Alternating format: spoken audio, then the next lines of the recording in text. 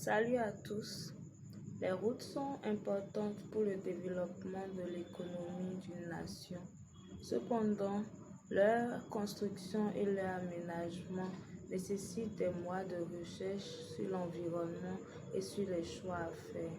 Nous avons travaillé sur la conception d'une application qui permet de collecter des informations et de sélectionner des routes prioritaires en se basant sur les plaintes des populations. Les objectifs spécifiques de notre solution sont de permettre à la population de se plaindre sur l'état des routes et de mettre à la disposition des décideurs un outil qui permet de prioriser les routes à construire ou à réfectionner. Bonjour, nous allons passer à la présentation des différentes vues d'analyse de notre projet. Nous avons principalement 5 vues. Nous avons la vue des cas d'utilisation, la vue logique, la vue de processus, la vue physique et la vue de développement.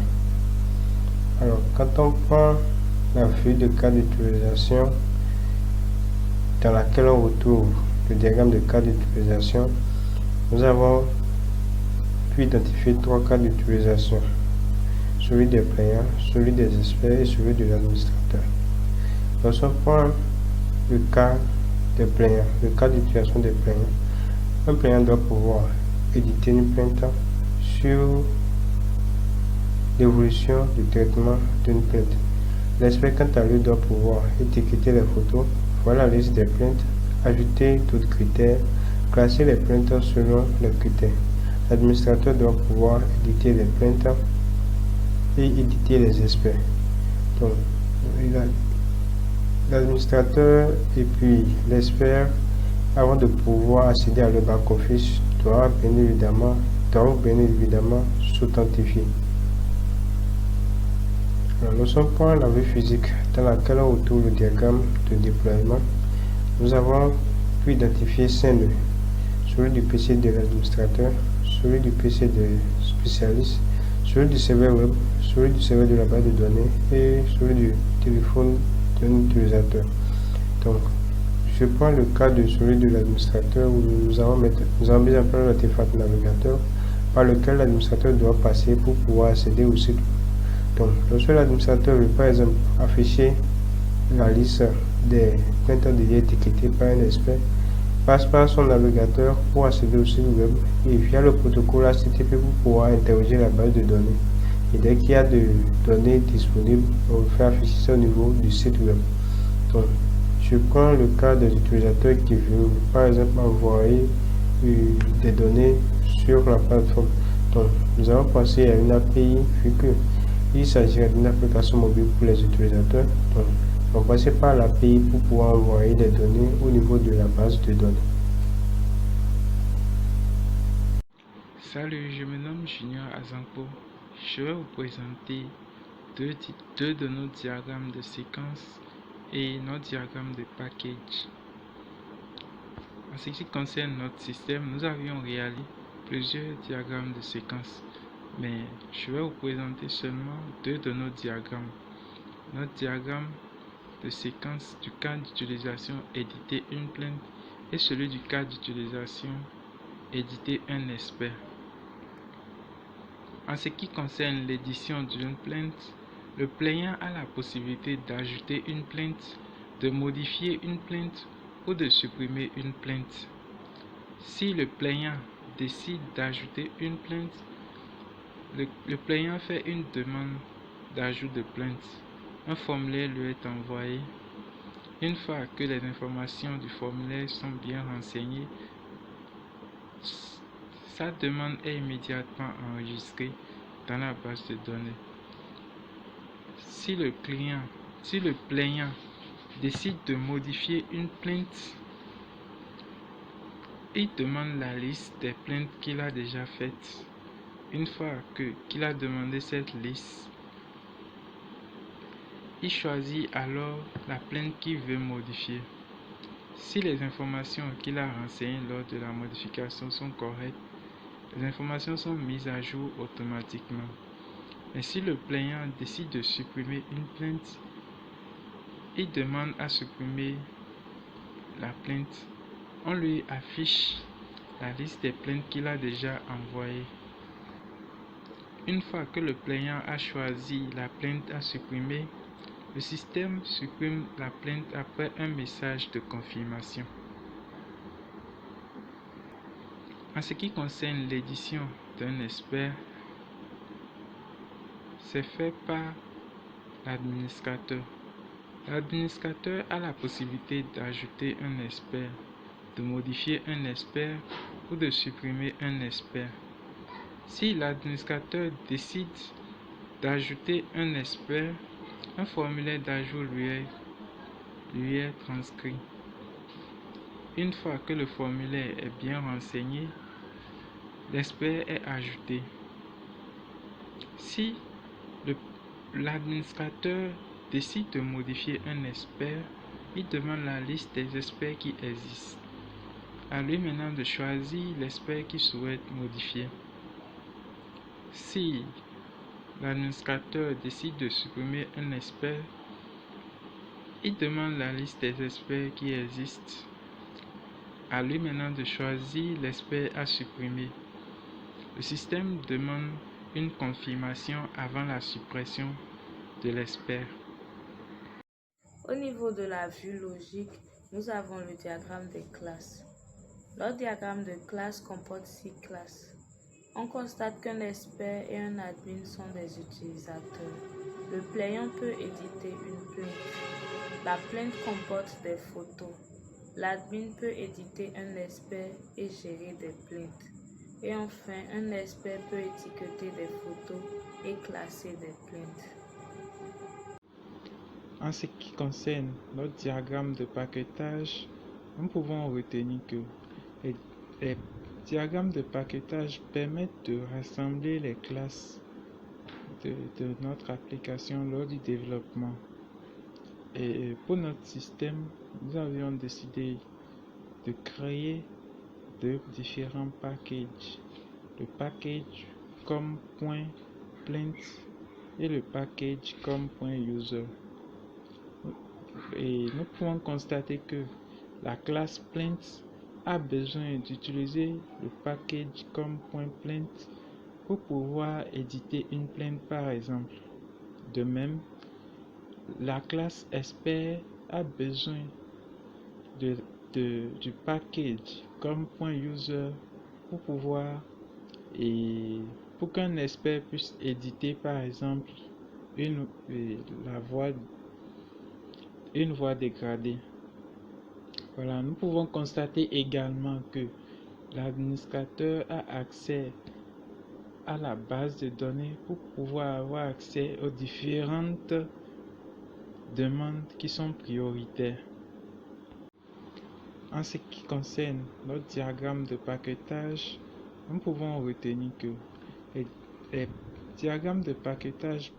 Moi, c'est Lawani Akambinabil et je suis chargé de vous présenter les différents types d'architecture que nous avons choisis et qui pourraient convenir à la solution que nous avons proposée.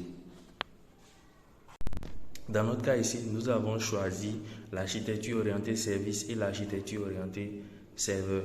L'architecture orientée service parce que nous allons développer un service qui va permettre d'enregistrer l'état des routes et va fournir un moyen pour prioriser les routes qu'il faudra reconstruire ou aménager. Donc, ce service sera utilisé par des demandeurs par le biais d'une application web et d'une application mobile. L'architecture orientée client-serveur. Nous avons proposé cette architecture parce que lorsque des plaignants voudront faire des requêtes, ils enverront des requêtes par le biais d'une application web ou d'une application mobile comme nous l'avons dit, et ces requêtes seront stockées dans un serveur. Ce serveur est accessible. Les données de ce serveur sont accessibles uniquement aux spécialistes qui, avec les requêtes dans le serveur, vont prioriser les routes qu'il faudra reconstruire ou réaménager. Mon collègue va continuer et vous expliquer pourquoi nous avons fait le choix de l'architecture que nous avons choisie. Bonjour à tous, moi c'est Boukari Mafou. Donc, je serai en charge de vous parler de l'architecture qu'on a choisie pour notre projet. Comme Nabil le disait précédemment, nous avons eu le choix de deux architectures, l'architecture orientée service et l'architecture client-serveur. Mais déjà pour revenir au contexte de l'application, nous avons en fait besoin nous avons à la fois besoin d'une application mobile. L'application mobile va permettre aux citoyens de soumettre leurs plaintes et aussi une application web qui sera utilisée par les experts mais aussi par les administrateurs. Donc là déjà on voit que nous avons plusieurs clients, que nous avons déjà à la fois une application web, nous avons une application mobile et toutes ces applications en fait doivent avoir en commun une même source de données parce que au niveau par exemple de l'application web, c'est les données déjà enregistrées, les données envoyées depuis les applications mobiles, c'est-à-dire les plaintes des clients, directement ces données-là en fait qui seront réutilisées au niveau de l'application web. Donc nous avons plusieurs clients et ces clients doivent partager une même source de données. Donc logiquement, notre choix c'est porté sur l'architecture orientée client-serveur. Donc en gros, nous aurons notre serveur ici qui va contenir notre API. Et directement depuis notre application mobile, nous pourrons contacter au fait cette API là pour enregistrer par exemple les plaintes des clients, tout ça. Mais aussi depuis l'application web, l'API sera aussi contactée pour récupérer, je suppose, la liste des plaintes pour que les experts puissent prioriser les routes à réfectionner ou à construire. Donc logiquement, notre choix c'est directement porté sur l'architecture orientée client-serveur. Donc le schéma qu'on a là est juste à titre explicatif. Donc en gros nous avons le serveur ici qui contiendra notre API. Nous avons le client, nous avons plusieurs clients. Les clients peuvent être des applications mobiles, ça peut aussi être des applications web également. Donc c'est le client directement depuis l'application mobile, on contacte l'API au niveau du serveur pour enregistrer les plaintes des clients et autres, pour récupérer les plaintes d'un client en particulier. Donc nous avons aussi l'application web qui lui aussi va contacter directement le serveur pour récupérer la liste par exemple des plaintes des clients et autres. Mais il faut comprendre aussi que le serveur sera directement lié à une base de données. Et c'est depuis cette base de données que le serveur va récupérer les informations, que ce soit les plaintes, en tout cas toutes les informations possibles. Et c'est dans cette base de données aussi que les informations seront enregistrées. Donc voilà l'architecture que nous avons choisie. Voilà un peu comment ça va fonctionner. Vous comprenez un peu plus en détail le fonctionnement de la plateforme avec la présentation qui va venir, la présentation de mon collègue. Donc voilà, merci.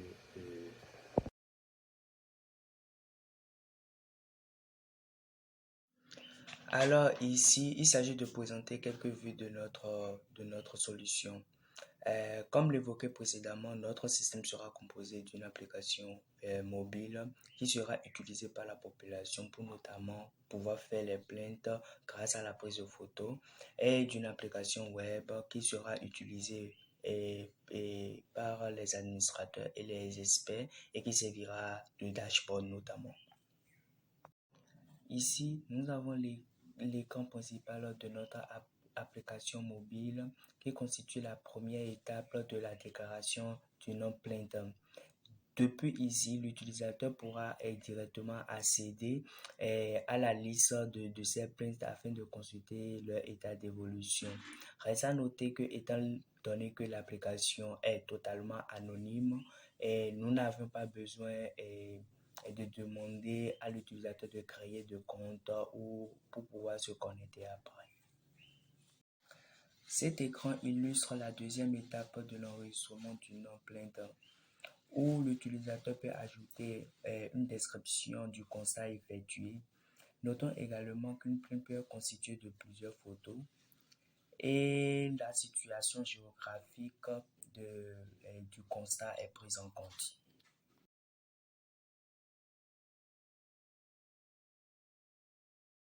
L'écran précédent dresse la liste des plaintes qu'aurait soumis l'utilisateur par ordre chronologique.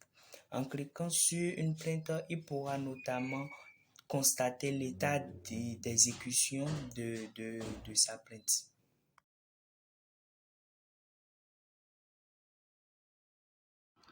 Ok, là nous avons l'interface de connexion au niveau de la plateforme web qui permettra aux administrateurs et aux experts de se connecter en utilisant leur adresse mail et leur mot de passe.